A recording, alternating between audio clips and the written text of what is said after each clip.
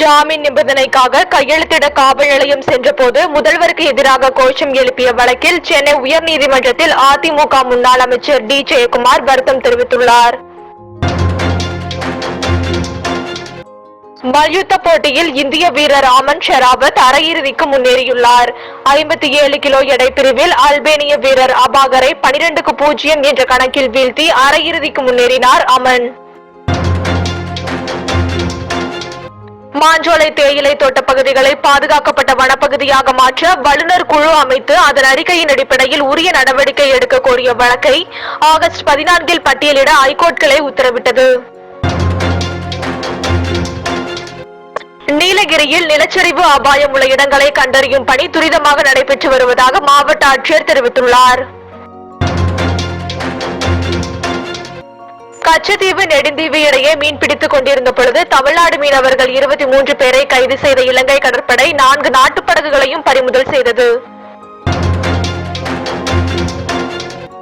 நெல்லை மாவட்டம் நாங்குநேரியில் உள்ள சங்கர ரெட்டியார் அரசு மேல்நிலைப் பள்ளியில் கத்தியுடன் வந்த மாணவர்கள் 3 பேர் கைது செய்யப்பட்டனர். ஆசிரியரை தீர்த்து கட்ட புத்தக பையில் கத்தி கத்திரிக்கோளுடன் வந்த பள்ளி மாணவர்கள் 3 பேரை கைது செய்து போலீசார் விசாரணை மேற்கொண்டு வருகின்றனர். திருச்சி மத்திய பேருந்து நிலையம் அருகே உள்ள மெட்ரிக் பள்ளியில் படித்த 2ஆம் வகுப்பு மாணவன் மயங்கி விழுந்து பலியானான்.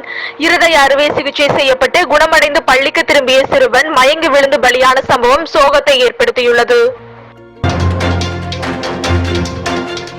திமுக அமைப்பு செயலாளர் RS பாரதியின் மகன் சாய் லட்சுமிகாந்த் பாரதி மீது சென்னை காவல் ஆணையரிடம் பாஜக புகார் அளித்துள்ளது.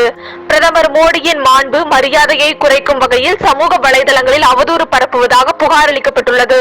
வினேஷ் போகத் தகுதி நீக்க விவகாரத்தில் பிரதமருக்கு தொடர்பு இருப்பது போன்று தவறாக சித்தரித்து பதிவிட்டதாக தமிழக பாஜக செயலாளர் அஸ்வத் தாமன் புகாரை பதிவிட்டுள்ளார். அரசு முறை பயணமாக மத்திய வெளியுறவுத்துறை அமைச்சர் ஜெய்சங்கர் நாளை மாலத்தீவு பயணம் மேற்கொள்கிறார். நாளை முதல் ஆகஸ்ட் 11ஆம் தேதி வரை மாலத்தீவில் இருக்கும் ஜெய்சங்கர் அந்நாட்டு அமைச்சர்களை சந்தித்து ஆலோசிக்க உள்ளார். டெல்லியில் ராகுல் காந்தியுடன் தமிழ்நாடு மீனவ பிரதிநிதிகள் சந்திப்பு மேற்கொண்டுள்ளனர். தமிழ்நாடு எம்பிக்கள் ஜோதிமணி, விஜய் வசந்த் மற்றும் செல்வ பெருந்தகை உள்ளிட்டோர் உடனிருந்தனர். தமிழ்நாடு உட்பட பல்வேறு மாநிலங்களைச் சேர்ந்த மீனவ பிரதிநிதிகளும் ராகுல் காந்தியை சந்தித்தனர்.